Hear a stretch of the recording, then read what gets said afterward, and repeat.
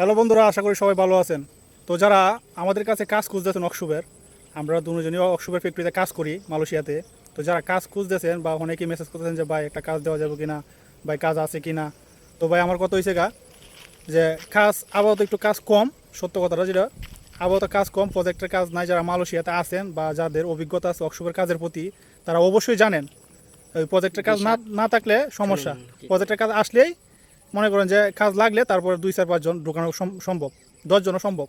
ঠিক আছে, তো সবসময় পাশে থাকবেন, টিকটক আইডিকে ফলো দিবেন, সাপোর্ট করবেন, সবসময় পাশে থাকবেন। কাজ লাগলে আপনাদেরকে জানাবো। এই সাথে হুসাইন আছে, হুসাইন শুনান কি বলে। হুসাইন, এই ওয়ার্কশপের কাজ করতে গেলে কী কী কাগজপত্র দরকার?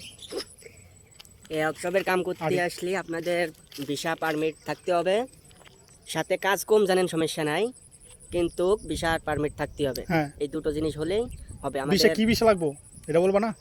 যে কোনো ভিসা হলেই হবে, যে কোনো ভিসা তো যে কোনো ভিসা, ফ্যাক্টরিতে। যে কোনো ভিসা হলেই হবে।